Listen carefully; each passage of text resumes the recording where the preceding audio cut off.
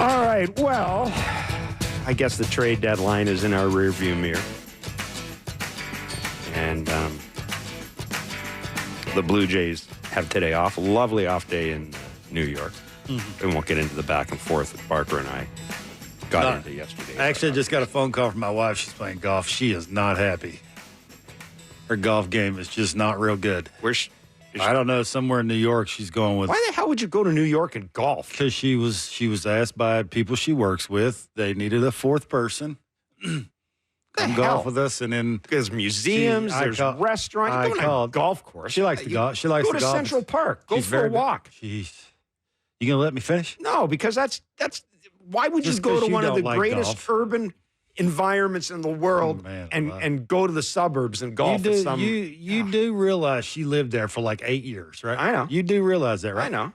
It's just so you want to back up what you just been saying for the last minute? No, because golf is a waste of an off day. That's your point. That's your opinion. Hey, she's very accepting. Not every golfer is a white collar criminal, but every white collar criminal is a golfer. Golfing's bad. What is wrong Golfers with you? Are bad people. Bad people. I'll tell Hazel you said that about her. Oh, not yeah, that's Hazel, exactly not what Hazel. you said. No. You lumped everybody in that category. I was just trying to tell you how mad she was because she was hitting it in the rough. Okay. She wasn't swinging it very well. So I just called her to tell her some good news that I'd just gotten. And what was the good news? Don't worry about it. It was. Well, no, hang on. Now you don't just say that you got some good news. It was about cost of something that I thought was going to cost me a ton. Didn't. Okay. And I was all excited about it. It's the small things in life. You know what I'm saying? You work with me, so obviously. Man.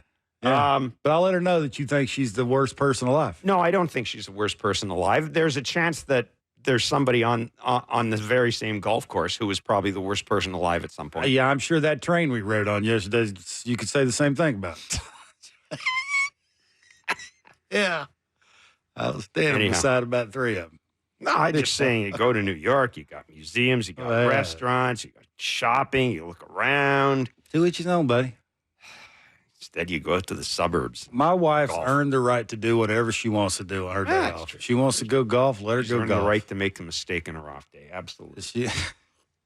Anyhow, as I said, well, so you could argue I'm making a mistake by sitting in this chair on the trade deadline is in the rearview mirror. The Jays have today off. They'll start a 3-game series in the Bronx tomorrow. And I figured that we're going to be joined by Billy Wagner, whose son Will was one of the players acquired by the Blue Jays and hit an RBI double in his first at-bat yesterday. Chris Leroux will join us as well. Jeff Passan, our MLB insider, will be along. So we will continue discussing the deadline. But I want to do a bit of a reset here because yesterday in Blue Jays Talking and Blair and Barker, most of the conversation was about the trade deadline, understandably. So I just want to do a reset here. Let everybody know where we are right now. Now, the Blue Jays with today off. The Blue Jays are 50-59. They're 10 back in the wild card with 6 teams between them and the final spot.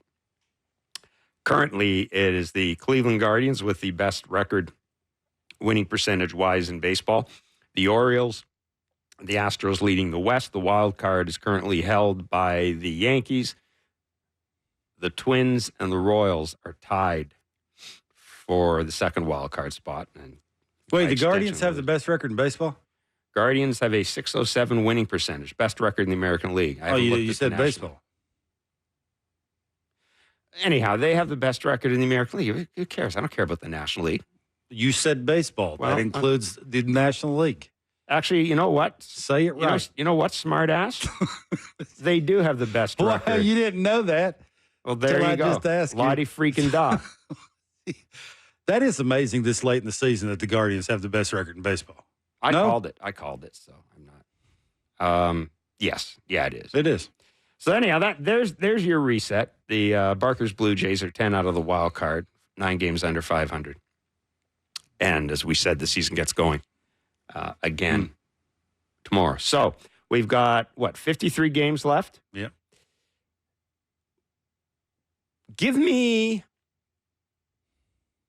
3 things you're looking. Yeah, give me the things that you're focusing on over the next 53 games, things you want to see. Yeah, well, I think it's the next 3 guys throwing. I think it's Kevin Gausman. I think it's Barrios. I think it's Yariel Rodriguez. Yariel Rodriguez is old enough not to fall off cliffs. Whenever he's having a bad start, whether it's because it's too hot out, or, something's not mechanically right, or, he woke up with a headache. Like, so, the falling off the cliff whenever he has bad outings needs to stop. He's too old to not be able to self-correct in a game, be better, more efficient. They're paying him enough money. Figure it out. Have consistent starts, one after the other. It's time for us to start seeing that. He's been around long enough to know how to do that. He's got good enough stuff. Now it's up to trusting that and being able to self-correct. So that's one thing. I think the Gausman-Barrios thing, I'm not going to put Bassett in that. He's been around forever. And career-wise, we even know where Bassett's at, right? Is he on the back nine? I mean, he'd be 36 going into next year. Is he? I would say he's been in the back nine for 2 years, and he's been able to handle it. Yeah, I mean, he threw 200 innings last year. Yeah. That's why I said I'm not really going to lump him into this. He's a different mindset. I think that is this Chris Bassett, the Chris Bassett we could see next year? Hope not. But I'm saying, yeah, it is. I mean, I think at this point in his career, you don't know.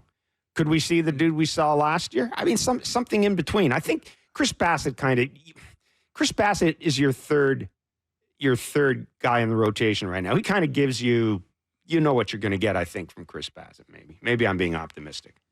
You think I'm being optimistic? I don't know. That's why I'm not lumping him into this. I think Gausman and Barrios are a big deal next year. I think just mechanically, Barrios sort of, fell into going into the All-Star break. I think he hit a wall a little bit, just mechanically, mentally, physically, like he was giving it the old college try, and he just, for whatever reason, wasn't working out, and he hit a wall, and that's why you saw the 9 days between starts, just trying to give him a bunch of breaks. I think last outing, he sort of figured some things out mechanically, the better lanes to get everything into, the better finish, not so much falling off. He's trying to force a bunch of things up until his last start. So, I think Gausman's pounding the bottom of the zone a little bit better. He's being a little bit more unpredictable with the two-seamer. That's you're going to use the two-seamer, you got to be more unpredictable. When you throw it, and what side of the plate you throw it to. So I think he, in his last couple of starts, July and the 4 starts, he's been really, really good. So I think those are the 3 guys in the rotation. There's some. Do you like your 2 lefties in Cabrera and Little going into next year? I know they're raving and screaming about Little. They like that. They like Cabrera's mechanical adjustments, and he seems to not be overthrowing as much as he was. Trust your stuff, keep it in the zone, late movement. Because you're left-handed, throw that hard with some late movement, you're going to get some dudes out. The Burr pop, I think that could be something, right? Can Pop, start the two-seamer in the lane. He wants it to be a sinker. Right now it's not. It's a two-seamer. You got to figure that out. This is what the 53 games are left for, right? We're going to ask John about this tomorrow. What's he got to do to keep it in the lane? The cutter ain't going to work.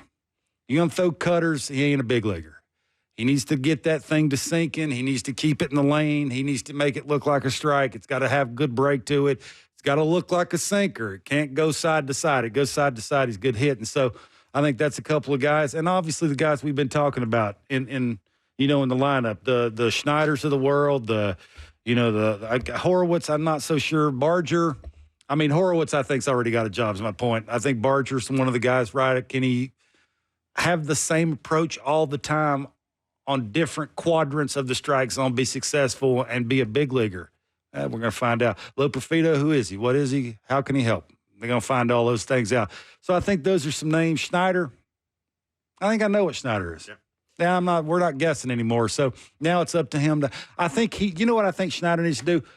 Stop tinkering. There's 15 hitting coaches. Somebody needs to say, we've tried this. This ain't working. Find one that you can do the same. I've said this to you a bazillion times. You watch good hitters, it looks the same all the time. You can name a hitter that's good at it. It always looks the same. Schneider, if he's going to be a big leaguer consistent and start hitting lefties the way he needs to hit them to be a big leaguer for a long time, find something you like, stay there. If it's standing straight up and down, if it's wide, if it's a right-handed Dalton Varsho, whatever that is, find one, get married to it. Go forward and live and die with it. And if he does that because he has talent and he gets the ball in the air, pull side against velocity, hopefully that'll work out. So, yeah, again, they got some heavy lifting to do. If these guys can figure it out, that'll just be something they don't have to worry about. Yeah, listen, I think the obvious thing the first thing I think is you want to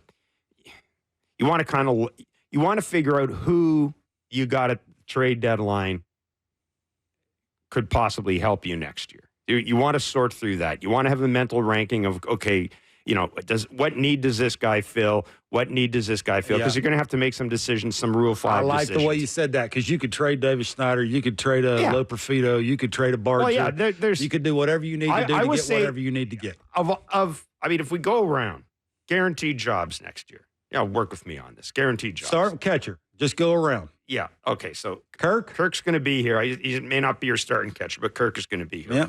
Vladdy's at first base. Horwitz is at second. Yep. Let's just, for argument's sake, say that Bichette is at short right now.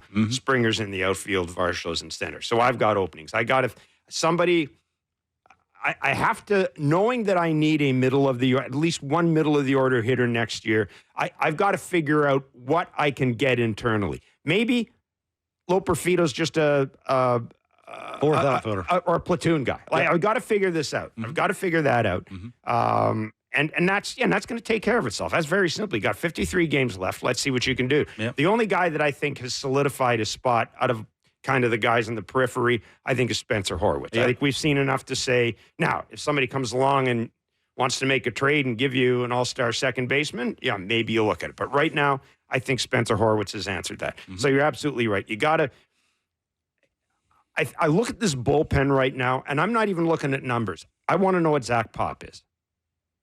I think I know what Cabrera and Little are. I want to know what Zach Pop is. That's the big thing for me. What is Zach Pop? He's really the only guy in the bullpen that intrigues me at this point in time. So I want to know what Zach Pop is. I would like to see Bassett and Gossman finish strong so I could go into the offseason and maybe trade one of them to get a slightly younger pitcher in here, or to, trade one of them to address my lineup needs. And all that is great. But you know what? I got back to, I'm getting back to what I said yesterday. What I need to see more than anything else is, and I don't expect a roadmap from Mark Shapiro next week, but I need the rest of this year to have a pretty good idea whether Ross Atkins is coming back. I need some clarity as to whether Mark Shapiro is going to be around past next year. I need some clarity as to how the front office is going to develop and look going into next year, because I think that structures a lot of what I'm going to do. That will tell me a lot about what I'm going to do. And, of course, that gets to the point, is Ross back as GM? Does Ross get a new title? All of that stuff. That to me, and I think that's what fans are going to be interested in. That, and that's never a good thing. When the fans are paying attention to the stuff happening off the field and don't care about the stuff happening on the field. I think they care a little. I don't think they care. I think they do. They want to know. Yeah, there's some intrigue around the younger guys. Larger with the left-handed swing is. They want to know. You know what they want to know? They want to know if Vladdy's going to re-sign. They don't care about anything else. They want to know, is Vladdy going to re-sign? What happens to Bo? And what about Bo? Yeah. They don't care about anything else. Like, seriously. I guess. They don't. So why should we watch for the next 53 games? This is what happens when you put yourself in this position. This is what happens when you put yourself in this position. You watch it because you like baseball or you love baseball. You watch it because Vladdy's raking. And Vladdy's the guy that you're developing an emotional attachment to. But those are the things. And that gets to my point. Because this organization doesn't have the next guy. Like, we're not sitting there waiting for Elvis Martinez to come up next year or Ricky Tiedemann to come up next year. There's no Bo or Vladdy, right? We're not sitting there, wow, where are they going to bring these guys up? Service time. There's none of that. There isn't that guy to wait for. Yeah. Which is the fault of this front office. There isn't that guy to wait for. Because I think most people look at the minor league system and they look at the guys that Jay's got. And yeah, maybe one of those guys is the next Teoscar Hernandez. But I think baseball fans say, maybe one of them is the next Derek Fisher. I mean, you just don't know. But that's a place you don't want to be. The place you don't want to be is where every day on Blue Jays Talk or any show, people, all they want to talk about is Shapiro gone? Is he coming back? Is Ross gone? Is he coming back? Is James Click the GM? I mean, are you trading Bo? Are you signing Vladdy? Are you trading Bo? Well, no, not even. Yeah, I mean, those are kind of on-field things, but that's the position this organization finds itself in. Yeah. And, you know, it's just a reminder, I think, of the fact that this organization, this front office, and I'm saying this front office in particular, this front office built everything around having at least a taste of playoff success. This organization was not prepared for the possibility that through 5 years of Vladdy and Bo, they would have nothing to show for it. They weren't prepared for that. And quite frankly, I don't know how you prepare for that. But I'll ask you, aren't you surprised that there isn't any postseason success in this window with these guys? A little bit when I say postseason success. Aren't you surprised? Yeah, I was surprised they didn't go out and add a cleanup hitter the last 2 off seasons. That's what I'm talking about, but 4 years ago. Never mind the last 4. Aren't you surprised there was no postseason success? Yeah, I mean, I think a lot of you, once you get in the playoffs, it's a lot of luck. I mean, I do feel that way. I think it's eye-popping that it tells you that even at the big league level, the talent-wise, matching up against other playoff teams, it's just quite frankly not there. Like again, that mono thing needs to, and I think a little bit of that's what Ross is talking about when he comes out and said what he said in his little availability thing is that, you know, we need to go out and make the roster better. Well, yeah, again, and that's what the first thing I said was better late than never. Like, well, again, you can't. That's the problem. The problem for the Blue Jays is you can't make the roster demonstrably better at the trade deadline when you just don't have. Yeah, I'm not talking about the trade deadline. I'm talking about we all know where this team's at, where this organization's at. We all knew what they needed to do, and they went out and did that. I'm talking about once the season's over, the day the World Series is over, it's go time. Like, that's what I'm talking about. And I did, again, you know, is ownership still willing to spend money? I think that's another question is because they're going to have to. You want to get some big boys in here. Big boys cost money. Oh, this is dudes that are good. Not Barkers of the world, dudes that don't have to be told how to hit a fastball. Yeah, and I think that's another thing, too, is just the conversation on the part around the hitting. The pitching side of it, they'll figure it out. They'll get more talent. They'll get a closer. They'll get an eighth inning guy. They'll bring Romano back. They might bring Garcia back. Like, they'll have enough guys that have been around long enough that won't throw the ball down the middle. They won't lead the baseball and giving up homers again. I think that part of it will get better. It's just the conversation around how do you get better hitting fastballs? Or do you have to, first of all, you got to ask yourself, 1 through 9, do you have enough talent to hit it? And is the conversation between the 19 hitting coaches you got and the khakis need to be adjusted to where we're overthinking this thing? How do you do it? You notice all the good teams, Jeff. Yeah. What did all good teams do? Hit fast. Look at the Orioles. Like, they destroy. Why do you get 0-2 hanging sliders? Because dudes are hammering that heater. That's how you do it. And again, I've said this a bazillion times. Until they get that in the lineup, I've talked to people that play every day for the Blue Jays, and I ask them, why don't they go up and look heaters? And I've gotten the same answer 3 or 4 different times that say maybe they just ain't talented enough to go up and just look fastball. So I would start there. You know, I mean, I think one of the issues I don't know. I'll just say it. I don't know how fans will react if there isn't a significant change in the front office. Yeah, I really don't. Now, the thing, and I'll say this, you know, there's fans. And then there's fans who buy the season's tickets. Yeah. And at the end, and you know, everything we're led to believe is that ticket sales have been pretty robust. I don't think this idea that people aren't buying that does not appear to be the case. And at the end of the day, that the important thing is getting people in, which is good. They still like baseball. Stands. Yeah. Good. But I do think that this what happened in the playoffs last year and those 3 days after the playoffs, the Ross news conference and the Mark news conference, there was just, I'm not saying it's like a death in the family, but there was no closure to that season. There was no closure to that. Well said. Man. People, we're still here. And do we know who to blame? Well, yeah. I mean, you don't you blame the leader for certain. Well, who is it? John's fault? Is it Ross's fault? Is it the Khakis' fault? John who? Schneider, Ross. How's it John's fault? Well, I'm talking about the postseason. I've said that there's no closure to last season, and I'm saying John's the one that said that he made the move to get Barrios. That's what I'm talking about. Last season, there's no closure. We still don't know what happened. Yeah, look. Or let me put it this way: people don't believe because there's still 3 or 4 stories out there. People don't believe what happened at last postseason, and that's still lingering. There's not a great deal of trust towards Ross or Mark right now. I don't think they've earned that. Again, knowing what Mark's responsibility is with the stadium, I think the stadium is. People get upset when you talk about the stadium's a legit. You know what? Absolutely.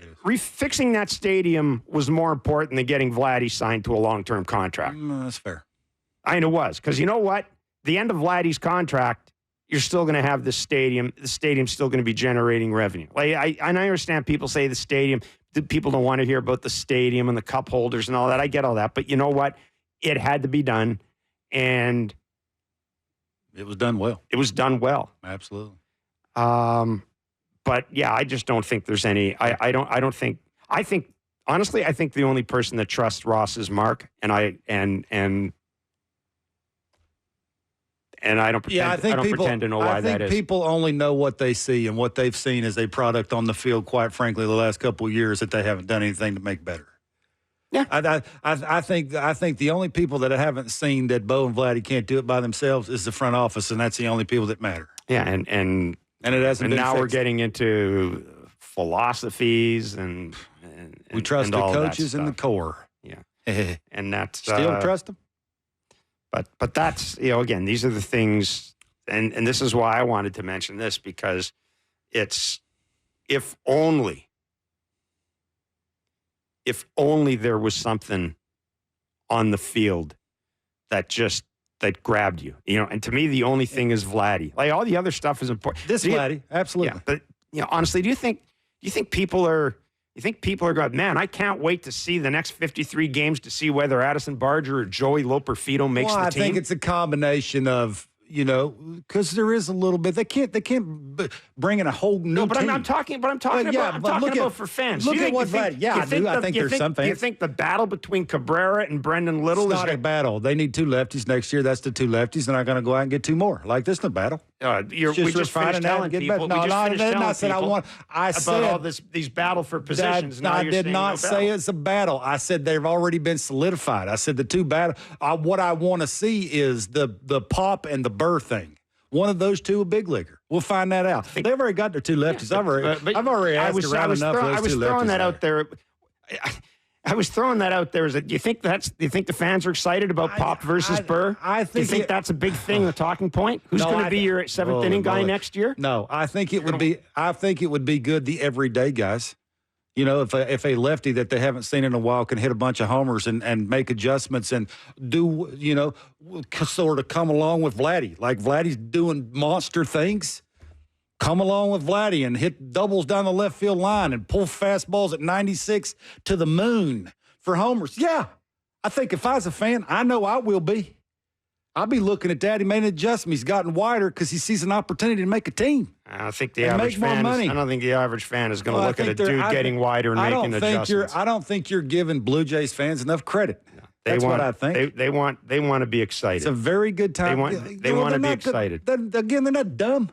They know what they know what the record is and how many games are left. It's very individual why you'd go to a baseball game now. Yeah, they want to be excited. I like this player. I like that player. I want to see this player play. This guy looks good in his uniform. I'm going to go watch that play. Because they can't bring in 26 guys next year. Yeah, so nobody wants to watch Loperfido play? I do. I want to see if he can hit. I want to see why the Astros, who, have been basically the best team in the American League for the last 7 years. You're paid to do that. If you weren't paid to do that. I want to see it. You're paid to do that. Yeah, if you weren't paid to do that, would you give a rat's ass about Joey I wouldn't be Loperfido? watching the Blue Jays if I didn't get paid for that. So Okay, with that, we're just going to move on. Come on. We are going to take a break and come back with Blair and Barker. Billy Wagner, former MLB closer, will join us. I'm just going to leave it at that. Why'd be driving trucks? Come on, Jeff. It's Blair and Barker on the Sportsnet Radio Network and Sportsnet. Next offering is launched to right field toward the line. Fair ball for Wagner. And what a first impression for Blue Jays fans. That'll send Class A to third. He gets the green light. Relay throw is cut off by Valdez. It's an RBI double for Will Wagner on his first swing with the Bisons. Wow. Well, there you go. That is... See, that's something Jays fans can tune into and pay attention to. Go to Buffalo. Well, they can listen. Yeah. Will Wagner, who was acquired as part of the Yusei Kikuchi deal from the Houston Astros, his first swing as a member of the AAA Buffalo Bisons, doubling in Jonathan Clase, who was the guy. I hear that a lot. Was the guy acquired? From the Seattle Mariners for Jimmy Garcia, and by Ross Atkins' own admission, the player who has probably got the highest ceiling, most athletic. Most athletic. Yeah, I think that's what he's talking about. Highest ceiling. Yeah. So Barker's right. Hopefully we hear more of that. Now, this much is it's pretty safe to say that we will be seeing Will Wagner up here in the majors this season. That does seem to be the plan for the Blue Jays, to get some of these guys up here and see what they got. Will Wagner's an interesting story. Obviously, he's very early in his career, carving his own path. But he comes from bloodlines, baseball bloodlines, to say the least. His dad is Billy Wagner, former MLB closer, 7-time All-Star, and a Hall of Fame candidate, very much a Hall of Fame candidate. Mm-hmm. And we're very pleased that Billy Wagner joins us on Blair and Barker. Billy, thanks so much for joining us today. It's great to talk to you. I got to ask you it's always interesting to ask a father who was a major leaguer to describe his son as a baseball player. We did that with Gary Varsho about Dalton Varsho when we got like a 35-minute answer. So, which was good. You can talk for 35 minutes. But who is Will Wagner? What is Will Wagner as a player? Well, first of all, thank you for having me on. It's always great to talk about my son, because that's the easy thing to do as a parent. Will Wagner's a baseball player. Will Wagner's a winner. I think that it gets stuck, gets lost is, the goal for any competitor is to win, and that's, how he's been brought up, and, and every step is, he's always been one of those guys, the culture changer, and plays the game with, an understanding of what's expected. I think, he's overlooked for, he's not a bomber. He's a pure hitter. So, he's the type of player that when I was playing, or, earlier in the 80s and early 90s and stuff like that, he would be one of those guys that people are like, man, he's that Paul Molitor, he's that, Wade Boggs guy that, geez, I hate facing that guy, that type of hitter that, he's going to hit a few home runs, but my gosh, he's on base all the time, and he's hit after hit. So I think that's where as a father who's played against some of these players, that's where I see him. But, I love his IQ of the game, and I think his love for the game was way more than my love for the game at this point. But, it's fun to be able to go through the journey with him. Billy, what do you think he can get better? Like, what's the next step for him? Where do you think that, what part of his game do you think could graduate to something much, much better? I don't know. You can't make I don't know if you can really know that until you get to that point. You got to get to the big leagues, and you got to see how the bright lights hit you. Everybody reacts differently. Staying within who you are and being who you are, I think the biggest question we've always laughed at was every step somebody's always telling you should do this and do that to be better and you'd be great. And I tell him, I said, it's happened for every player that's ever played pro ball. I said, it was always, man, if you had Trevor Hoffman's changeup, can you imagine? Mm-hmm. Well, no shit. Really? Of course it was, yeah. I mean, yeah, how good would that have been? I could throw 100 and then I could throw 80. Yeah, that would have been good. That was, so Mike Trout gets the same response. Man, if you did this all the time, you would hit 400. Every player gets this and has this. It's understanding who you are and playing within the means in which you are and perfect you. And so, I tell him all the time, you're never going to get away from somebody going, man, if you had more power, if you did this, if you did that. You can make a stat for every player nowadays with metrics and create this ultimate player. But, at the end of the day, the ultimate player is the guy who can get on base and, do the little things correct and be routine about a lot of it. For him, it's just getting the opportunity. I think it's like all these young players are in there understanding that the goal of the game is to win. Money, if you chase the money comes with winning. People like winners. It's interesting hearing you say that because I always refer to a conversation I had with Paul Quantrill, whose son Cal is a major league pitcher. And I've always remembered Paul saying that, the hardest lesson Paul had to learn was, he said, I got to learn how to tell people to piss off, basically. I got to tell people that, it's not working. That may have worked for you. I mean, this is fine. Mm-hmm. And he was saying that's one of the things he tried to tell Cal was you have to become an expert in the political art of saying thanks, but no thanks, basically. And that really is the case in baseball, isn't it? And I think sons of former players, I think that's one of the lessons they kind of need to hear, right? Is it's okay to go and be respectful, but it's okay to kind of go, yeah, that may have worked for Rod Carew. It's probably not going to work for me. Well, and I think that's everybody knowing their self. And as a young hitter, and a young pitcher and player, you go in there and everybody, is looking for you to be just better than you are.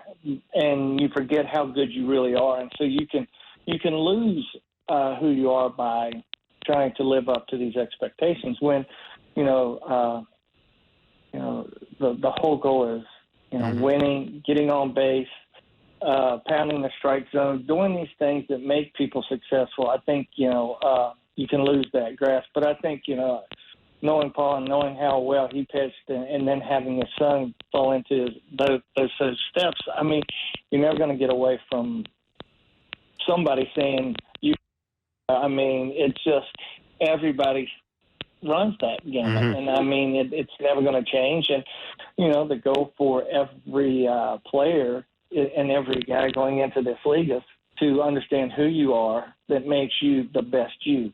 And dealing with it and being okay with it. Because, I know that, talking to a lot of players that they came up, and Jeff Bagwell coming through the minor leagues, he wasn't a big power guy.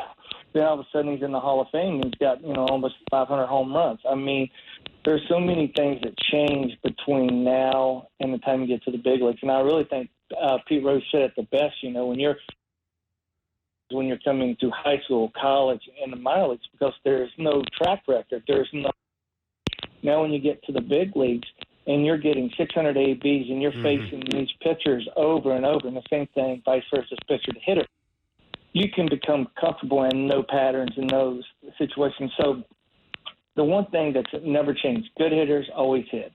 That's just the fact. You look back, there's no good hitter that hits 230.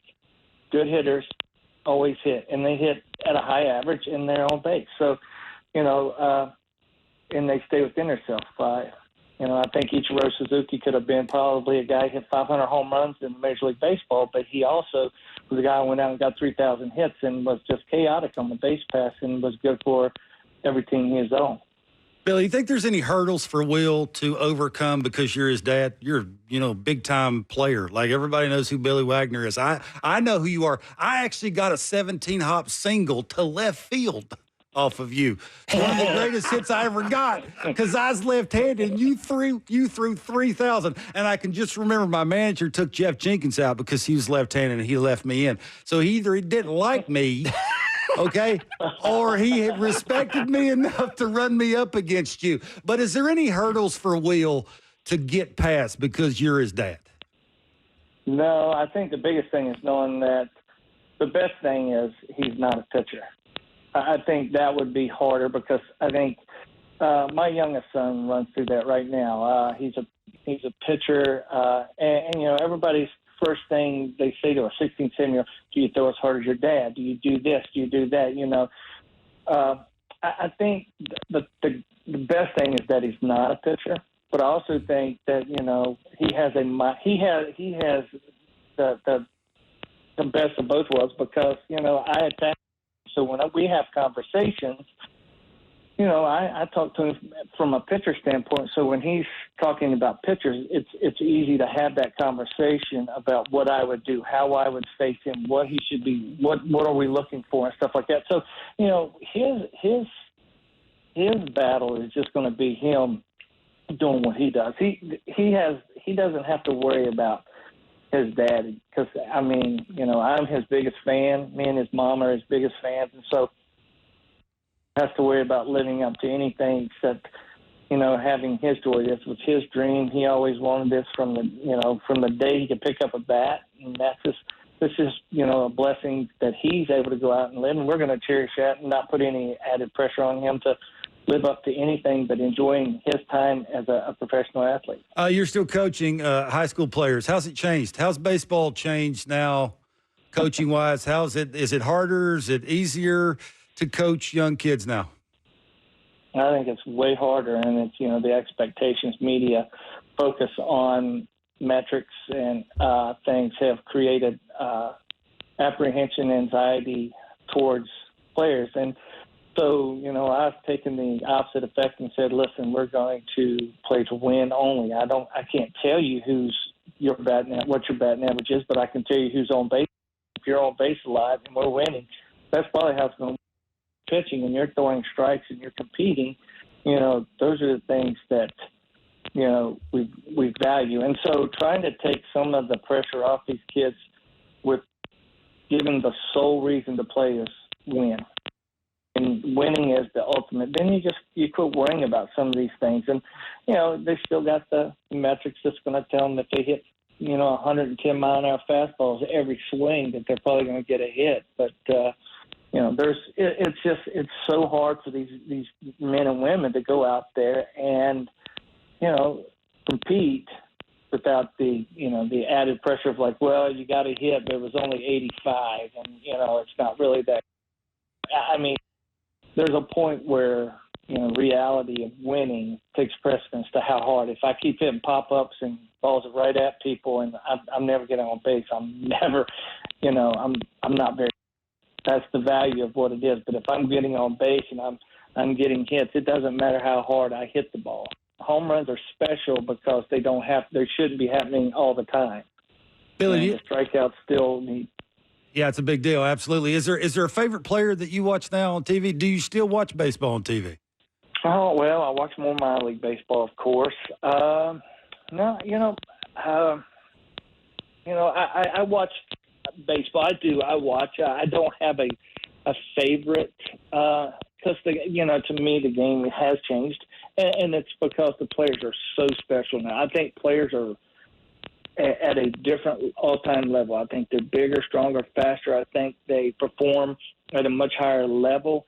I think at their level, the longevity of a pitcher or a player is unique because of, you know, how big they are. So I don't have, I think, you know, watching the Phillies, I enjoy watching the Phillies quite a bit. They're young. I like the active teams. I like watching, you know, quite a few other teams that, you know, we all as a family like to kind of just watch and, you know, look at. But I don't have one. You know, I don't look at one pitcher. I don't look, you know, because, you know, one day they're at this team, the next day they're all. It's a little more difficult how the game is played and valued. You know, I always have a spot for Craig Kimbrell and the back end bullpen guys, but now we're kind of a dying breed. Mm-hmm. Last question from us, Billy, before we let you run. What was your conversation like with Will after he was traded? Like, was he surprised? I know you were traded in season once during your career, I believe. Correct me if I'm wrong, but how did he handle it? Well, you know what? The thing that I was able to help him with is that going through 16 seasons, I was traded twice. Okay. Once was a surprise when I was with Houston, and I got traded to Philadelphia, and that was a total surprise. And then I was traded from the Mets to Boston for a playoff run. But right. the one thing I was able to help him with is, you know, and I said it from the beginning, is never take this personal, never take anything to heart. Go out there and enjoy the journey, enjoy every stop you get, wherever you get to go. These are lasting relationships that you're going to get in situations. I think, you know, the funniest thing is, like, one of my older teammates is now one of his managers, Casey Kendall, in Buffalo. So you know, I'm texting Casey and making fun of him and stuff like that. I said, "You are so old now. You're ancient. That's how old you are." But you know, it is good. It is good to have, you know, the you know. I didn't have that, you know, father who was able to sit there and go, "Hey, listen, you know, do this, don't do that, pay attention to," you know, he was, you know, Will's he's been on the road with me when we were playing, and he was in locker rooms. You know, he has that he knows what goes on, right. How you're supposed to control yourself and what you're supposed to do and how you're supposed to go about your business, and understands the game. So, you know, having that, you know, it's fun to watch him go through that and have the conversations. It's still fun to have conversations where I tell him, like, I don't understand why hitters aren't hitting 400. I mean, I still give him ribbon that I said, you know, it's so much easier to hit nowadays. Y'all shut down. Now there's a strike zone, and now you can't pitch off the corner. Everything's down the middle. You know, I still give him ribbons, but it's fun to watch him experience this thing. And when he went through this trade, and none of us were expecting it. I mean, he called his mom and goes, "Hey, I got traded," and it was on his birthday. And so, you know, we're all like, "What?" I'm like, "What?" And so, you know, we weren't expecting it. I mean, you know, but, you know, it's just another step in his journey. And, you know, I know he's excited. And then today he goes out there in his first game, goes 2 for 3, you know, double RBI and a single. I mean, you quick when you hit like that. Yeah. Yep. Billy, it's been great of you to join us today. Thanks so much, man. Really appreciate it. Thanks, Be well. Billy. Awesome. Thanks, guys. Appreciate it. Thanks anytime. Take care. It's Billy Wagner. That's cool. That is cool. It is. He is now, by the way, and he's director of baseball at the Miller School of Albemarle. Did I get that right? Yeah. Because that's Virginia, isn't it? No, it would be Texas. I mean, there's a lot of places in Virginia. That sounds right. That looks right. Good job. I don't think it's Virginia. I think it's probably in Texas anyhow. So there you go. Yeah, it is. It is. No, it's in Virginia. Is it? Okay. Yeah. Okay. Did you ever play there? No. I've never heard of it. Did you ever play in Tazewell? No, I've driven through it. Okay. It's a quick drive. It's a very small place. Yeah. He's going to get in the Hall of Fame. Fingers crossed. Yeah, I'm sure he does. He was just one of them dudes when I played that you dreaded. I think that's the best way to say it. Yeah, he was. It was just because he was so small. It was just it was a different. He's left-handed and throws 1,000, and I hope so. Like, what was it's his just spin rate? I think his spin rate was good. he poked fun at the spin rate too. He's right there with me. Like, yeah. I mean, it's just like sometimes it's just if you're good enough, you're good enough. You're not. Just not overthink this thing. But it seems to be working for a lot of clubs. I mean, that's the most important part. They wouldn't be doing it if it wasn't working. So. Yeah, it will be. And as we said, Will Wagner, I think I think he's one of the guys. Again, he's one of the guys that Jays might as well take the opportunity. He's the next Kevin Biggio for me. He's sort of the same kind of player. Can play a little bit of different positions. Baseball IQ guy. He's a good base runner, bat to ball guy. You know, sometimes he got the 8-pitch out. That kind of, You know, the khakis love that. So it's like you root for guys like that. Like nobody ever talks about him. They talk about the other two guys that were traded, and they don't talk about Will. So maybe Will be the surprise. Maybe Will come up and be sort of that lunch pail guy. Every good team needs a lunch pail guy. Yeah. So, you know, that can do a little bit of everything, not hurt your team, and maybe he's that guy. Yeah, and as I said, he's got more opportunity here than he would have had in Houston, I would think. Yeah, I think sometimes, too, you need guys that you don't have to always coach. Like, just know how to play in the big leagues. I'm not always telling you what to do. I'm not always telling why didn't you go to third on that ground ball? Why did you stop? Like, shouldn't always have to tell you. And the things I've read, the video I've watched, the people I've talked to, seems that Will and even his dad there said the baseball cue is the part of his game that'll get him where he needs to go. And then the other parts, you know, he is a little older, 26. You know, he's not the youngest of guys. So there's some urgency there to, you know, every at-bat's going to matter in Buffalo for him. It'd be interesting being a position player and having your dad as a pitcher and a Hall of Fame pitcher. I'd say it's not the easiest thing to have a famous dad. No, but it can't be easy. Yeah, but I'm just wondering, picking his brain about, you know, guys he's faced and approaches and all that. Yeah, Billy's one pitch guy. Here it is, buddy. See if you can hit it. Yeah, I never will forget that. It was Burnett's, you're sitting. Jenkins, you're sitting, and I'm waiting, going, Coach. Who was that? Was that Davey Lopes? Yeah. Trust me, he left you and he didn't like you. Maybe. I don't know. The feeling was mutual. So I know it was. That's we were what I was okay saying. there. That's what I was saying. There was a balance. But I got a 17. I could hit the heater now. Like, you better throw it really hard. And obviously he did. I closed my eyes and barrel met ball, and it went 17 hopper to the left fielder, which is pretty cool that I actually got an at-bat, got a hit, stayed in there. You knew what you were getting from him. He'd occasionally spin one, but it was, I'm going in, I'm going up, I'm going away, but Good you're luck. getting it. Yeah. Because I got it. Yeah. You're getting it. And it's short arm, and it's hiding it. And so, yeah, I just wondered, like, that whole thing. I would think that's something you got to get past. Like, everybody's sort of, why aren't you as good as your dad? I don't care if you're a position player. Why aren't you as good as your dad? Suppose. Like, that's a hurdle. Yeah. The talk that you get around Will is he's not. I mean, so he's earned every step that he's got, every place that he's gotten in baseball, he's earned it. So, you know, that conversation of, I know I've been in locker rooms where players are going, man, you're Billy's son and you play like trust me. It's just the way you rag on your buddies, and I'm sure he's had to get past that. I'm sure he has, and I'm sure he's a big enough man to work through it. Can you imagine being Tony Gwynn Jr.? He would have had to go through? I would, yeah. Honestly, why aren't you hitting the bag in batting practice? Like, I've seen his dad hit the bags. Third. Yeah, I've seen him actually do that. Stories. Yeah, it's crazy. Like, I used to watch Mark McGwire take batting practice for obvious reasons, and then he would walk to the plate, or and it's like, I'm inside out and ball off the third base bag, off the second base. Like, it's just things the way he handled the bat. And, you know, he come to that specialist, the Myers guy with the submarine left-hander that you go get it. It was no big. Like, keep the front side in and hit a line drive to left. Like, why are you even bringing this guy in to face me? It's watching,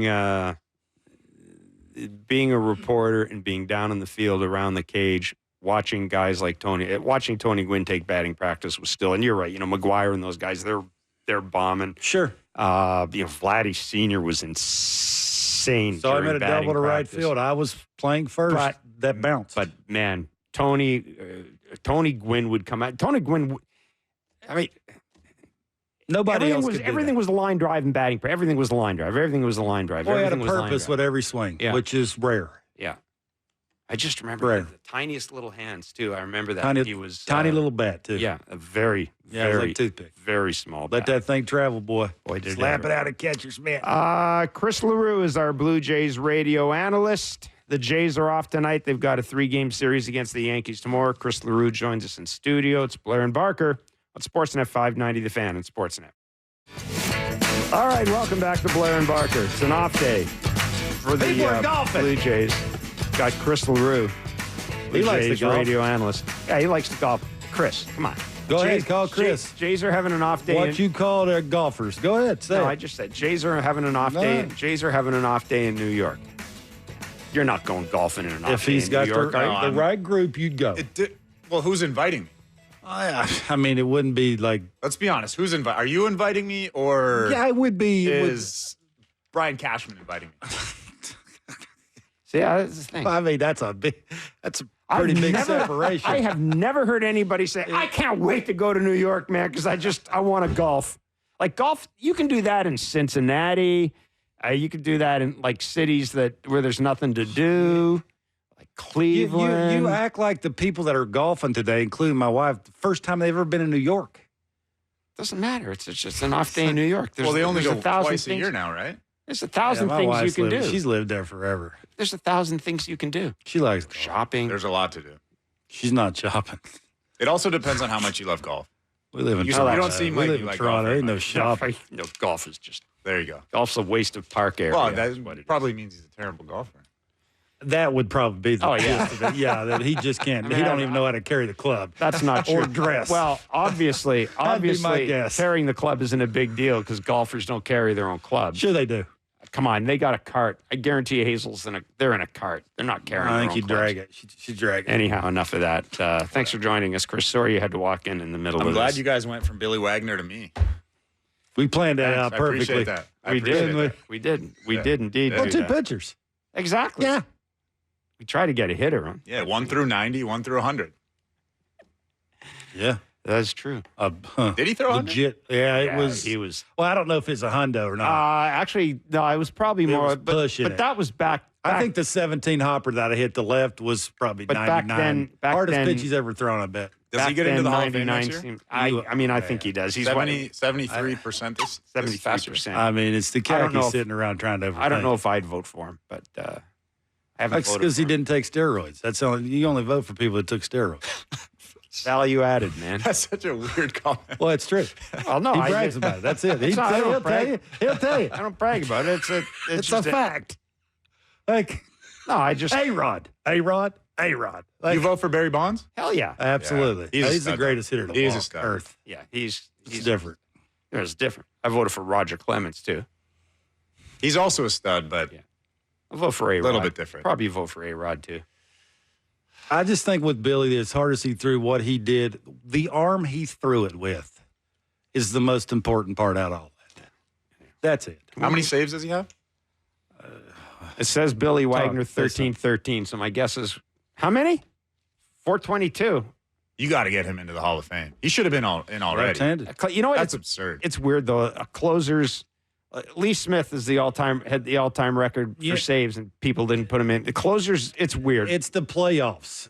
You say it like it is. That's why you don't ever vote for closers. Is the first Well, thing I voted everybody says that Mariano. votes. I voted is like, Mariano well, Rivera. because he's that's the, I voted Bruce. No, but I because also he's the greatest closer ever. I voted for Bruce Sutter when he was eligible. That's why they say Billy is having a tough time getting his because of He'll get what he in. didn't do in the playoffs. He'll get in. What?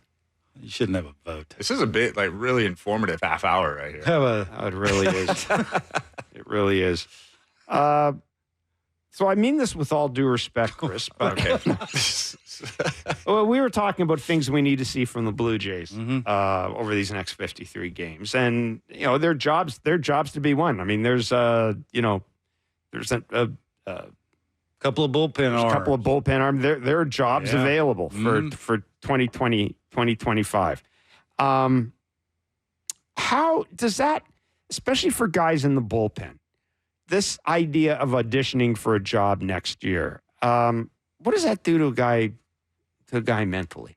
Well, I think that it's a great time. And I'm thinking of a guy like Zach Pop, for example. or like I lived through that. That was That's why I'm my asking you. career Yeah. for the majority of my career, where I was on a team where they made a bunch of trades at the trade deadline, and there was a bunch of guys, Pittsburgh specifically, where they were all auditioning for certain roles next year. And I'm sure Barker was a part of that situation as well, where everybody is trying to have a clean inning. Everybody is trying to get a base hit. Everybody is trying to do something positive for themselves. Mm-hmm. And winning really, let's be honest, winning really doesn't matter, right? Spencer Horwitz goes 2 for 4 with a couple homers and the Blue Jays lose the game. Yeah, you might care for a second, but does he really care? Yeah. I know Barker can attest to No, this, I right? believe it completely. Yeah. Ernie Clement goes 3 for 4. The Blue Jays lose 6-0. Is Ernie Clement sleeping really soundly that night? Absolutely. Probably. Sure. Yeah. Right? So it's an interesting time to be a fan if you kind of understand that. And I know winning matters. Winning always matters, right? It's always fun to be on a team that's winning. But at the end of the day, when a team is out of it, I know the Blue Jays aren't out of it yet. Oh, they're out. Mathematically, they're not out of it, right? but realistically, they are. Realistically, oh yeah, mathematically, they might be out of it too. But realistically, he's sitting there saying that we're only, we're only 7-10 game losing streaks by every other team. He's trying to be nice. but it's true though. Realistically, they are out of it. Yeah. So you're going to see a lot of guys do a lot of cool things over the next 2 months. Are they going to be on the team next year? I don't know. What's that clubhouse? Maybe not this clubhouse in particular, but what's a clubhouse like in this situation? When you do have guys who are going to be here next year because they have contracts. I'm sure you have some guys who don't want to be here next year because they have contracts. You've got guys who are auditioning for jobs. Like that. Is there a noticeable difference between a clubhouse where that's going on or a team is still got a reasonable shot at a playoff spot? Well, it's completely different, right? It's completely. Do guys check out? No. Because guys are making money. Yeah. You're still, if you hit 10 homers in September, that your salary is skyrocketing the next season. So all of this matters, right? There's nobody that's checked out. George Springer isn't checked out. Ernie Clement isn't checked out. Nobody's checked out, right? Everybody wants to have those gaudy numbers on the back of a baseball card. And I know that Bark obviously every single time, regardless of the Brewers' record, was trying to go deep or trying to hit a ball in the gap or whatever. But I'll tell you a quick story about the clubhouse on a team that has traded everybody away at the trade deadline, and they have no intention of winning that season. They know realistically that nothing is going to happen, probably 105 losses. 2010, I get DFA'd by the Florida Marlins, and I get claimed by the Pittsburgh Pirates. We are in New York, I believe. This is my first 2 days in Pittsburgh. And I get there, and it's the rookie hazing weekend where all the rookies are wearing different costumes. And, Good timing. You ride the subway. 3 times I did that. Yeah, I did that a couple times too. It's actually really fun. No, it was not. Well, You're no fun. Yeah, there's two different personalities here. They let us off in Times Square and made us walk to the hotel. That's no big deal. I used to do that all the time. How was that not fun? Not wearing what I was wearing. What were you wearing? Miniskirt. We need to see a photo of that. You can't do that I could see you in a Hooters outfit. You can't. That was a popular one. I got the pick. But I'll tell you, between the so Hooters outfit. all our costumes are hanging in our locker, right? Yeah. All the costumes of whatever we're wearing, Hooters outfit, mini skirt. Can't do that. I actually think McCutcheon was a part of this too. Neil Huntington comes into the clubhouse, Pirates GM, rips all the costumes down. Ooh.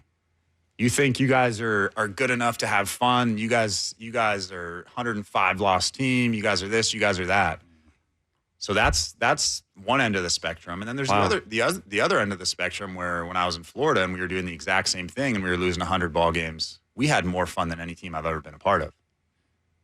Costumes, loud music, drinking on the plane, Clevelander bar. Nobody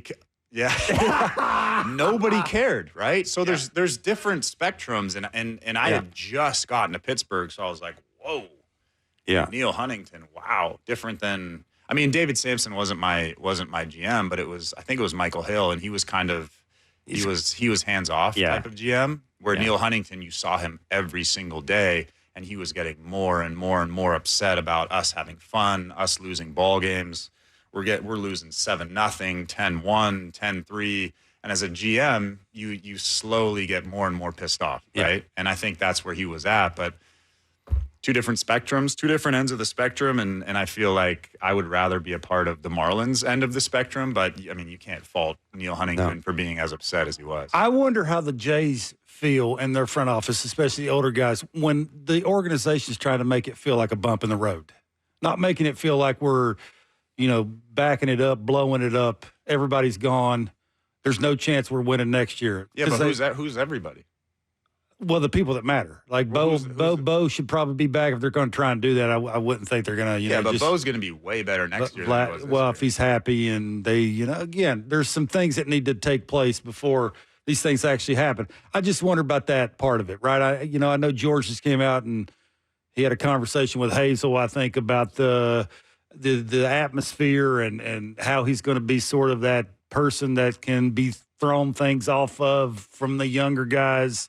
Routines. That's all, right? It's just I've been on a bunch of teams where the older guys didn't want anything to do with the younger guys. Like it was basically they felt threatened or maybe because it was just we were there. No, I think that's also more of an old school mentality. I've been in that situation as well where guys just didn't want to be around the younger guys. Yeah. AJ Burnett treated me like crap. And he hated being around the younger guys. Yeah. And I've actually told you some stories about him, but he hated being so around was the Barker. younger guys. He was a guy that would it didn't matter how good you were, it didn't matter how nice you were, he would treat you like you had. Were you a starter? No, in the big leagues now I was a reliever. That's odd.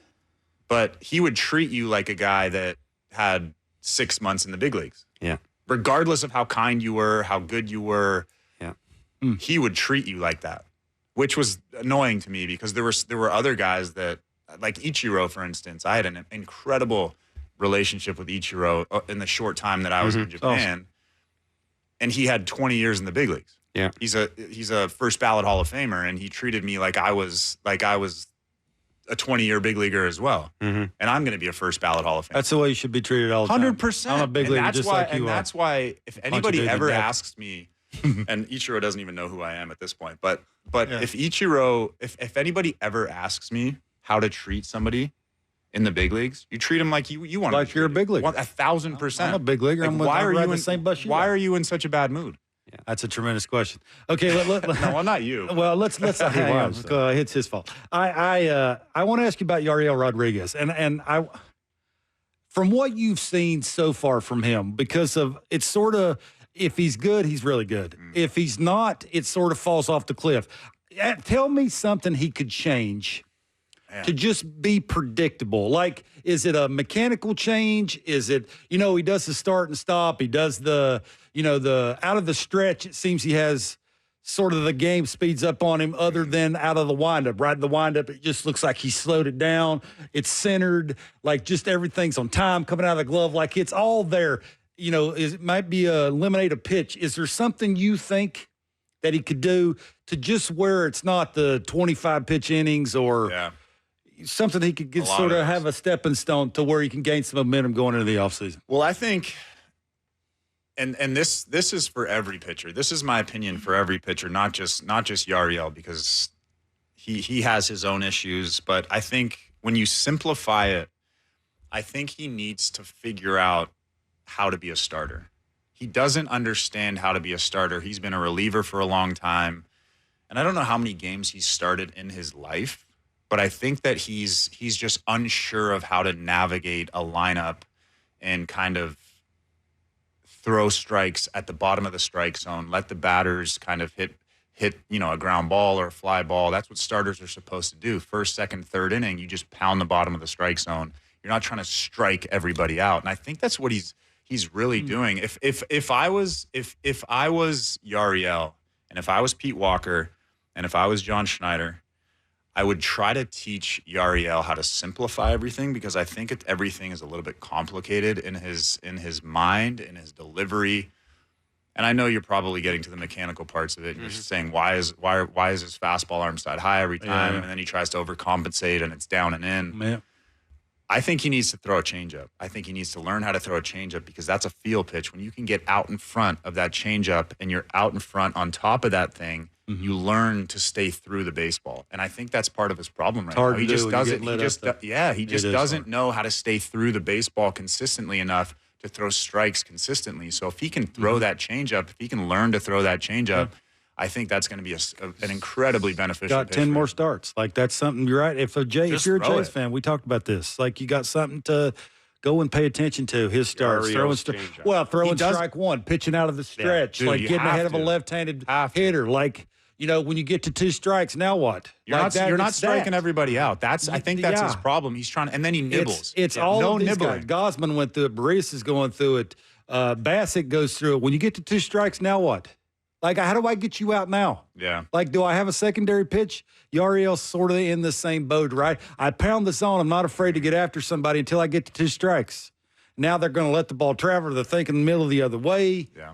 You don't throw 100. So I just wonder about that, right? You got 10 starts to figure that out. Again, But that's also part of the problem where sometimes he's 95, 97, and other times he's 92, 93. he aims it right. He's trying to pitch around a guy. He's trying to be too fine. He don't want to give up a homer. He don't want to give up hard contact. Like, there's a lot of – he's trying to impress. Like, there's so many things. You gave us $32 million. I need to earn my $32 million. Like, there's a lot going in. Yeah, there's a lot. I think mentally, and I see this in Zach Pop as well, and Nate Pearson before he got traded, but – it's a lot like they're trying to do too much. And when you get to 2 strikes and you're nibbling and you're trying to strike a guy out, I mean, it's tough to teach a guy like the mental side of the game. I think that's the hardest part to learn. Everybody has the physical talents, but it's really hard to really kind of to get that mental side.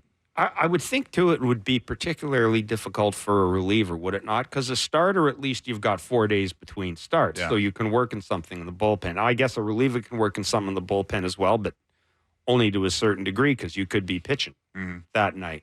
And the reason I'm asking that is you mentioned Zach Pop. Like, Kevin and I, of all the guys right now in this team, I think he given what this team needs to do in the bullpen, I have the biggest opportunity of anybody here. And I think they're trying to force it on him, too. Before you answer the question about Zach Pop, tell me how hard it is for a guy that wants to throw a sinker and gets on the side of the sinker and is trying to stay on top of it. If I get on top of it, obviously it's baseball pitching 101. It's going to sink. Mm-hmm. If I get under it on the side of it, it's going to run. It's going to look like a 2-seamer. His runs.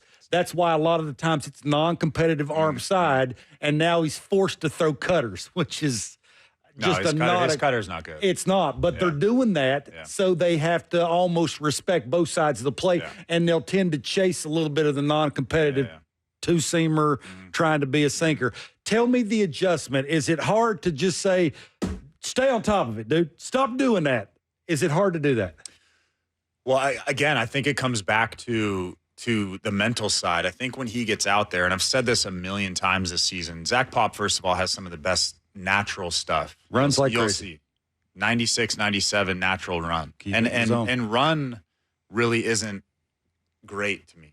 Sink. It's sink. Yeah, you need the Clay Holmes sink. You do. Right? That's what you need. And Zach Pop could have that if he doesn't get on the side of the baseball, right? Mm-hmm. If his fingers were out here when he's finishing, boom, every single time. And he'll get ground balls. He'll get swing and misses. Right now, guys are able to get that weak contact because the horizontal movement, and I mean, you know this, you know all this, the horizontal movement allows the hitters to make contact with that baseball. Don't play with the if it had the vertical movement like Clay Holmes, under the plane, swings and misses, weak ground balls.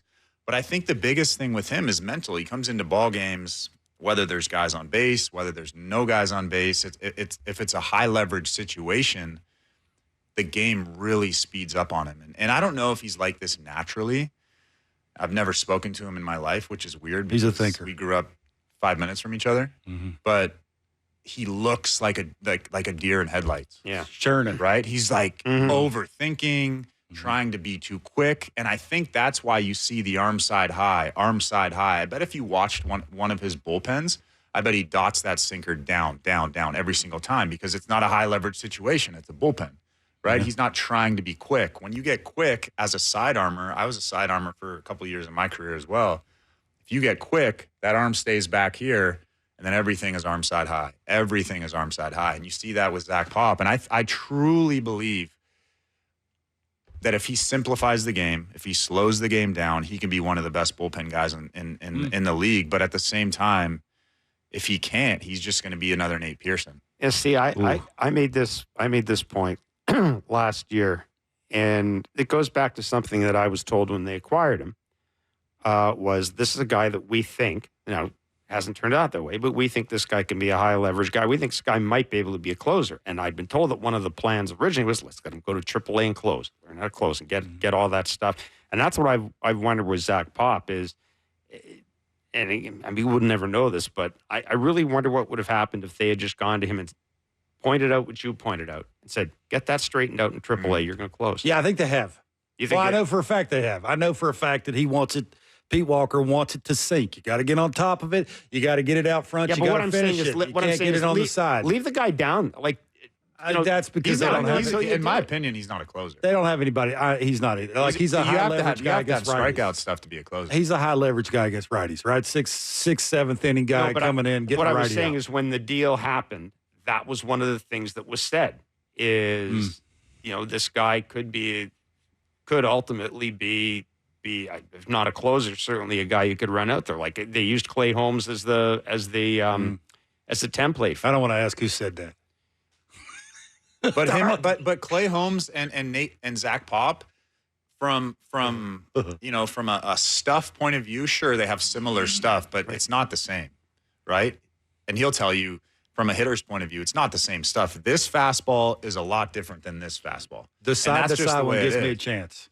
Yeah, the sinker doesn't. No, that's the difference. And if it's 97, doesn't matter. Yeah, and it's where it starts basically, right? It's where it starts, how much it breaks, and the way it breaks. Yeah.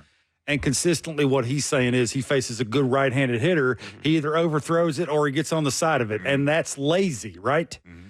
And when you're lazy and not getting on top of it, it's just harder to mechanically be sound enough to get on top of it. It's easier. That's why he was doing it later in his career, because it's easier just to flip it sideways. But I also think lazy might be the wrong word. I think I truly believe, and I've really studied Zach Pop because he kind of drives me crazy because his natural ability is so good, off the chart stuff, like 99th percentile in terms of natural ability. I think he just tries to do too much, and then when that front foot hits the ground, that arm is still back here because he was sped up. And then arm side high every time. He's one of those guys that Jeff was talking about making a team. There's opportunities here, right? Oh, of course. If he figures it out. I've said this about Vladdy the first couple of months of the season, and Jeff rolls his eyes at me. There's one thing about expectations and expected to carry a team, and then when your team's out of it, the difference in looks. Vladdy's best hitter in baseball right now, the first 2 months of the season. The only thing I would say about that, though? Oh, no.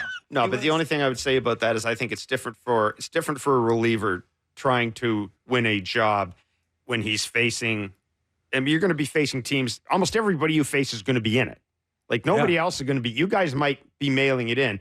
Guarantee you, whoever you're facing isn't going to be mailing it in because they're going to be competing for. I'm playoff sure Pop will get Judge in the next 3 games, except this weekend. Not this weekend. Next weekend when they're playing the A's. But they got some bad teams coming up. But win weekend. Every one of these guys have got their own demons. Like they got to figure it out. Two guys Kevin and I talked about. We've just got a few minutes left. I wanted to get your take on the Brendan Little and Ryan Burr. Now they're not all stars, I know that, but again, they're guys who are going to be given. I mean, the fact that Little's been around here all year suggests somebody in the organization really, really. Well, I know somebody loves him. And Ryan Burr, the slider it's legit. It's legit. What do you think they have in those two guys? So Ryan Burr, I think that he's a big leaguer. Yeah. I think that he's not a highest leverage guy, I don't think, but he's a 6th, 7th guy in the bullpen. I mean, he's essentially what I was when I was at my best, 94, 95 with a good slider. And I think that if I stayed healthy, I would have been a big leaguer. I think he gets guys out. He had that one bad inning. I believe he gave up 4 runs in an inning or something. But other than that, he's been pretty lights out. And then Brendan Little, I think, has an opportunity to be a guy.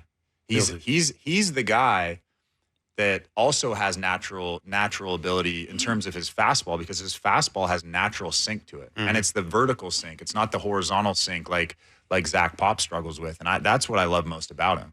And he has that not 12-6, but that big breaking ball that's pretty nasty. Little's not a pocket guy. Little is you need outs, you bring him in, lefty or righty. Yeah, absolutely. Burr is a pocket guy. Yeah. You'd rather him get the slider to righties than you would lefties. So, good teams need 6th and 7th inning guys. Yeah.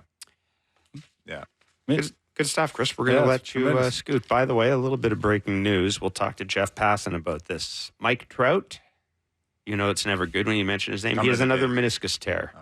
That's awful. And he's out for the year. That's brutal. That's awful. I mean, still a Hall of Famer. Never plays another game. Although the meniscus really isn't a huge deal. Yeah, I think I'm trying. It is when you haven't played in the last 4 years. This is the second time he's torn it. God, that's awful. Yeah. At least the second. Jeff Fletcher's at least, he says, has another meniscus tear. I don't know. I mean, he'd probably be a Hall of Famer. Like if his career ended now. Yeah, now he plays another game. I think he's a Hall of Famer. Yeah, he'd be a Hall of Famer. So games played don't matter? Sometimes they don't. I don't know, man. He's a stud. Yeah. And how many MVPs? 3? Yeah. That's a Hall of Famer. Get out of here. Yeah, I think his raw. Every now and then, there's guys put up raw numbers. You just look and go, he's a Hall of Famer. Like, let's not overthink this. Chris, thanks so much for doing this, man. Yeah, way to go, buddy. Always a pleasure to see you guys on my off day. Nice. There you go. Why don't you go golfing? I'm sure you can find somebody to go golf with. Well, you don't like the fact that I'm sure there's a lot of people that like that. Yeah. Yeah. Anyhow, we're going to take a break. When we come back, we've got Jays tickets to give away to see the Jays and Orioles at the Rogers Center on Wednesday, August 7th. And we'll talk to Jeff Passan as well. It's Blair and Barker on Sportsnet 590, The Fan at Sportsnet. All right, welcome back to Blair and Barker. We've been giving you the chance to win Blue Jays tickets all season long here in Blair and Barker. All you have to do is text the correct answer to our daily baseball trivia question to 590.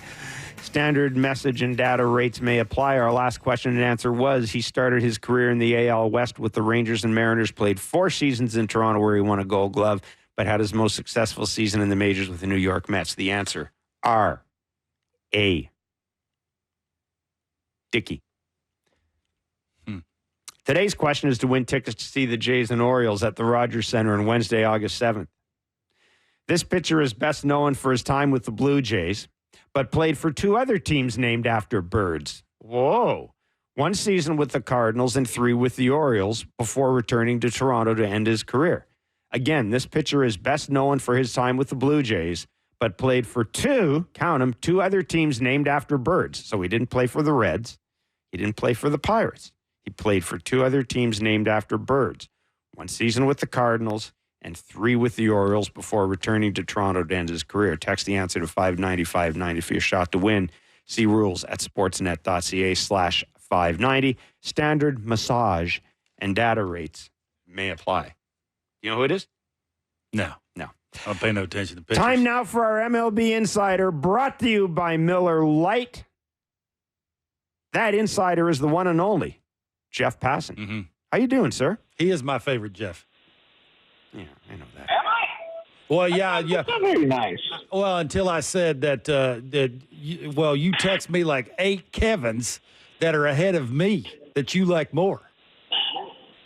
Yeah, I do have a lot. I do have a lot better Kevins. Yeah, That's all right. It's okay though. That's all right. Yeah, I still like you. I mean, it's. I was going to say it's nothing personal. It's a very popular name. It is. It is. He's not my favorite Kevin either. Well, but anyhow, that's another story. Boy, Mike Trout. Just before you came on, saw this. Mike Trout has another meniscus tear. Or meniscus. Yep. I don't even know. I mean, I got to say something about it, but I don't know what the hell to say.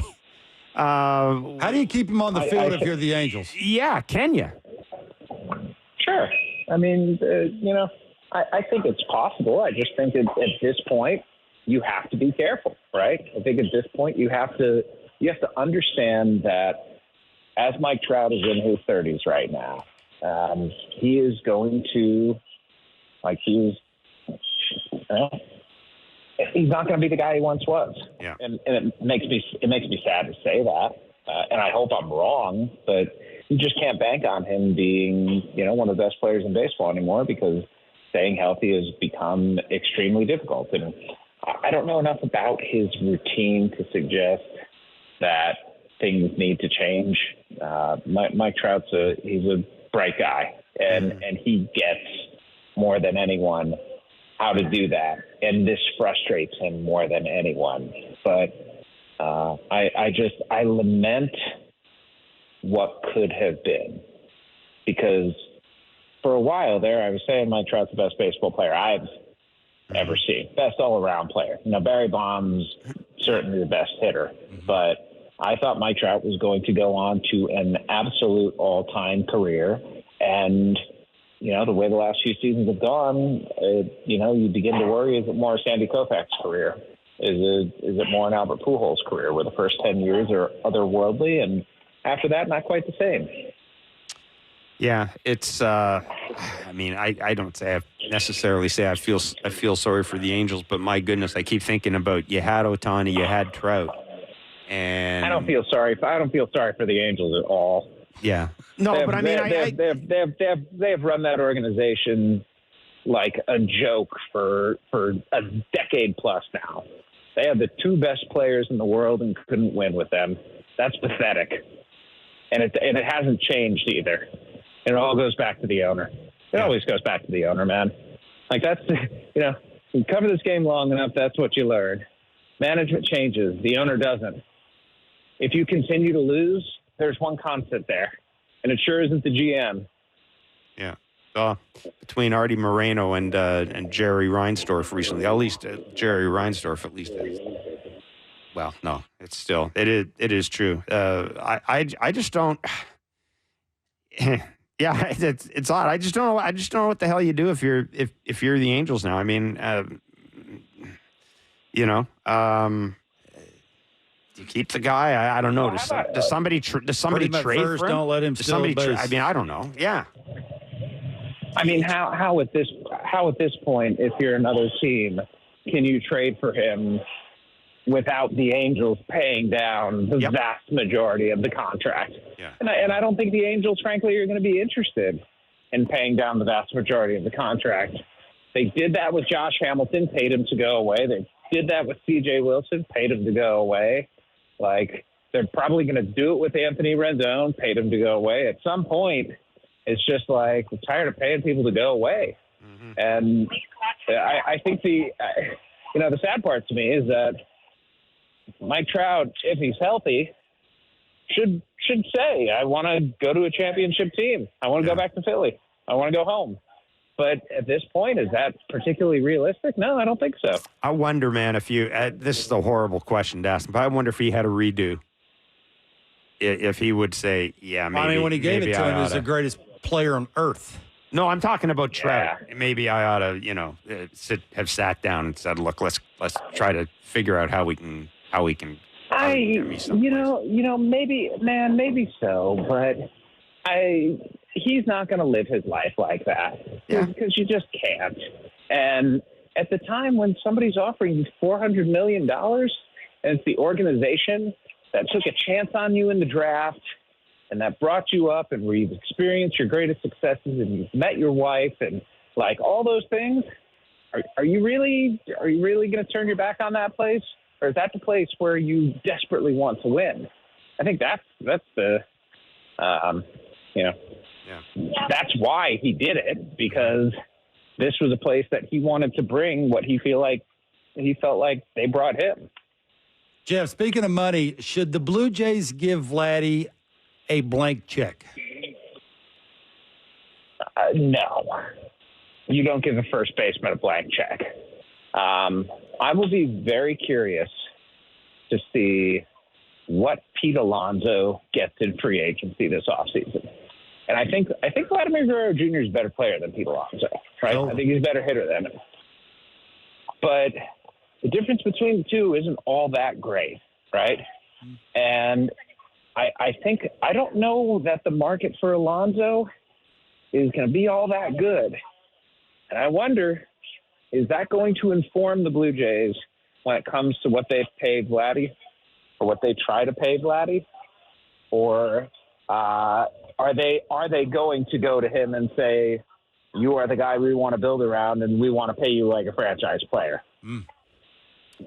Yeah, $1 million question. I mean, we've been playing this game for a while now and trying to figure out, looking at first baseman, and you have the Bryce Harper deal, whatever it is, $330 million. You've got Freddie Freeman, I think, has the highest AAV, around $27-28 million, and somehow is there a starting point, or is there some sort of structure built in that? But I think you're right. I think a lot of that does depend on Pete Alonso. And I hadn't even. By the way, Jeff, Bryce Harper got the $330 as an outfielder. That's he's true. a first baseman now, but that's right. There will not be a first baseman who's getting a $300+ million contract. Period. There's just, this game is too value oriented at this point, and I think across baseball, whether it is with teams that are statistically ideological or teams that are more scouting based, everybody tends to agree first basemen don't have a whole lot of value because first base is where you send guys who can't play elsewhere. So when you have first base not just tied up, but tied up with a ton of money to it, think about Freddie Freeman. He is a Hall of Famer, to me, pretty no doubt Hall of Famer. And when he was in free agency a couple of years ago, first off, the team that he had been with his entire career didn't want to re-sign him. And then after that, he was out in free agency, and it was to the point where his market had cratered so much that Tampa Bay was in on him. Yeah, that's a great point. I'd forgotten that. When the Rays are in on you in free agency, something's gone wrong. and additionally, Vladdy's a right first baseman. At least Freddie Freeman bats left-handed. Don't get me wrong, Vladdy's going to be young. So his age is going to help. And the way he has been playing over the last 6 weeks or so, it's the Vladdy that we saw during his second place MVP finish, right? Yep. You guys watch these games more often than I do, but the best he's been since then. Yes, it is the best he's been. And I give credit. I give credit to him, and I give credit to the Blue Jays for figuring out what was wrong with his swing and fixing it. Because his swing was screwed up at the beginning of the season. And I remember talking with the Blue Jays official, it was probably early June or so, and he said, I think Vladdy's going to figure it out soon. I think he's close. And after that, he pretty much started going off. So it was a good sign, I think, organizationally. It was a victory for the organization that they could find and diagnose the problem and then go about fixing it, which can be a really, really hard thing, guys, to do mid-season. Kevin, when you lost your swing mid-season, how hard was it to rescue? Well, it's so hard I was in Double-A. That's how hard it was. You go from the big leagues to Double-A. I didn't have an opportunity to stink for 2 months and figure it out on a fly, but I wasn't Vladdy, right? Look, I think the Vladdy situation is not that hard. I think there's just too many people picking and prodding and trying to give their 2 cents when it didn't need to be that way. I do have this question. Does it matter what they do with Bo of whether they take a run at signing Vladdy or not? Meaning do you got a gut on whether they are going to try and trade Bo Bichette? And if they do, would that deter or send them in one way or the other on trying to sign Vladdy? I think they can do both. I think it's a question of do they want to do both, and I think it's also a question, and I also think it's a question of does Bo want to resign? What indication have we been given that he wants to be in Toronto long term? Zero. Yeah. Okay. Take that. Sometimes the things that aren't said are as important as the things that are. Hard to run it back though without Bo playing shortstop, isn't it? No, not necessarily. No? I mean, to me, the issue with trading Bo Bichette this offseason is that you are selling at a nadir of value. And it's really tough when you've got a guy who is a 4, 5, 6 win player, a legitimate all-star, and he's young. And I understand he's a year away from free agency, but it's tough to sell when he's coming off the worst season of his career because he's going to be better than he was this year, right? Absolutely. Right.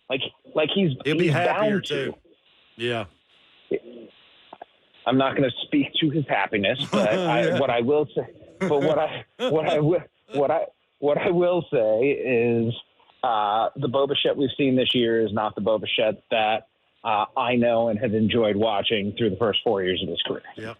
Hey, Jeff, you mentioned the Angels, and I'm wondering now that the trade deadline has passed, I'm thinking back to what the Angels did last year with the waiver wire. Are we going to see a repeat of what the Angels did last year? Not with the Angels, obviously, but with other teams. Do you think it's going to happen?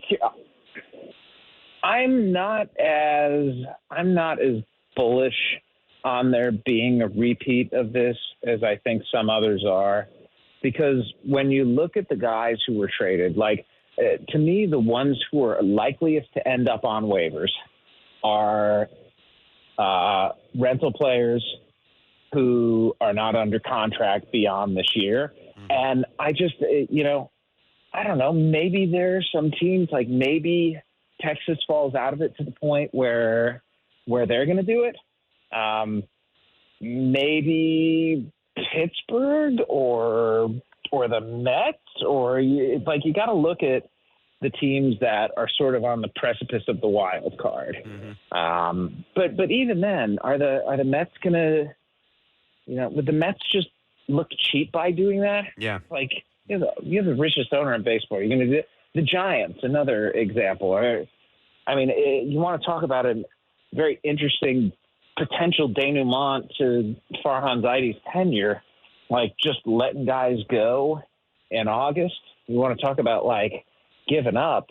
That would be ugly. There are implications that go along with this that don't exist for the Los Angeles Angels because they've operated themselves with such shamelessness in recent years that, it's like there's nothing they could do that could be worse than what they've done.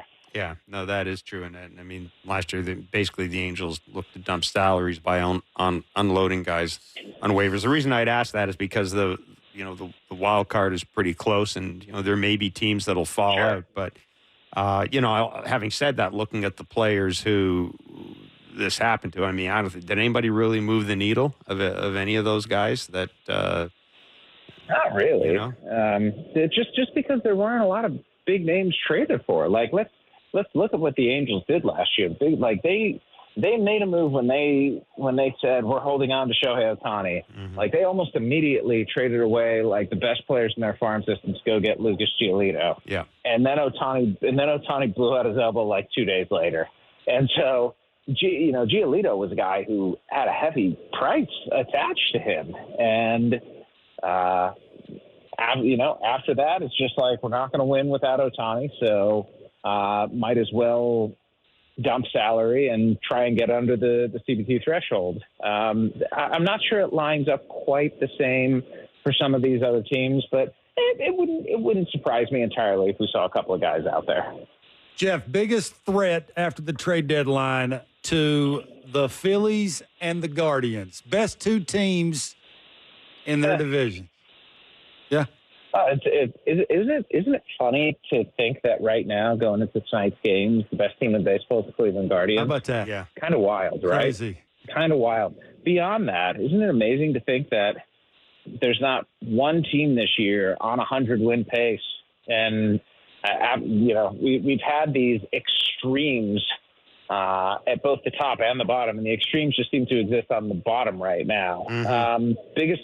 Biggest threat, oh man, I still like Baltimore. It hurts that Jordan Westberg broke his hand, and I'm not as bullish on Trevor Rogers as the Orioles seem to be, but they're also much better evaluators than I am. So they've almost earned the trust at this point, and I like what the Dodgers did. I think if Tommy Edman can stay healthy, he fits them exceptionally well. The Dodgers play such a premium, as they did when Andrew Friedman was president of baseball operations down in Tampa Bay, on versatility. And Tommy Edman plays the triangle of delight really well. And by that, I mean he plays shortstop, he plays second base, and he plays center field. There's but a handful of players in baseball who can play all three of those positions, and I don't think any of them play it as well defensively as Edman does. On top of that, he bats from the left side and the right side. So we're talking about, arguably the most versatile guy in baseball. And when it comes to the Dodgers, this is a team that adores optionality. So he fits them absolutely perfectly. And then to go get Jack Flaherty too, that's, it's a big win for them. Yeah. No, I'm taking Padres Guardians in the World Series. I'm praying for that, Jeff. Praying. You know what, man? Like, I would be completely on board with that. Yeah. If not for the flights. Yeah. when it comes to October, guys, I turn into a very selfish creature. Oh, I've been there. You know, I've been there. Oh, I mean, I am the furthest thing from like East Coast bias. I grew up in Cleveland and I live in Kansas City. I cannot get more Midwestern than that. But the notion of a New York Philadelphia World Series elates me because I would much rather travel by train than airplane any day. Yeah. Yeah. The Subway World Series, I was all about that too. That was spectacular. By the way, are we not going to talk about the Houston heist? The Jays Houston heist? Was it? Yes. Was it? Was it a heist? Yeah. I mean, Yes. I remember when they traded for Derek Fisher and having someone in the organization describe him as a six-tool player to me. And I've always been fissured as a result of that, you know? That's fair. You know what? That is a reasonable thing, but let's put it this way. The way that I try to evaluate trades is to do so in the same way that organizations now evaluate trades, which is on the way that the models value these guys. Now, every model is different, right? Like that's how it's done now. You put names in, and they spit out exactly how much surplus value you're getting from that. And there are some organizations that believe that Jake Bloss is no more than a number 5 starter. And there are some organizations that believe that Joey Loperfido is no better than a 4A outfielder. And that Will Wagner is a non-prospect. But there are smart organizations that believe otherwise. They think that Bloss, with the right kind of development, can be a mid-rotation starter. They think that Loperfido, while not a star, can be an everyday player. And they think Wagner could be like a fringe big leaguer, a cup of coffee, maybe more, because he's hit everywhere he's gone. To get all of that for 2 months of a guy with a 4.75 ERA is a heist. Period. End of story. And I just imagine James Click, who got fired by the Astros after winning them a World Series as general manager, and now works for the Blue Jays, with a big old smile on his face after that deal got done. Because regardless of what happens with the players in their future, and this may seem like a silly thing to say, but I think it's true. Regardless of what happens and how good they turn out to be, the Toronto Blue Jays have more organizational value right now after that trade than they did before. And that is how you take a step toward becoming a better system, a better organization, by making wins out of transactions like that. Boom. That's why we have you on. Mr. Passan, as always, I appreciate your time, and now I feel better now that you've managed to remove the memory of Derek Fisher's elite run tool, I believe it was. Oh, it was. Jeffrey, the memory of Derek Fisher and his 6th tool will never escape your mind. Take care. Thanks, man. Jeff Passan, that was Jeff Passan, our MLB insider, brought to you by Miller Lite. It tastes like Miller time. And speaking of Miller time, it is just about Miller time. Mr. Barker, as always, it's been a privilege. The Jays, we forgot to announce this, signed their first-round draft pick, Trey Yesavich, to a $4.177 million. Sounds cheap. Bonus. Don't it? We'll see. We'll be back tomorrow. Enjoy your night.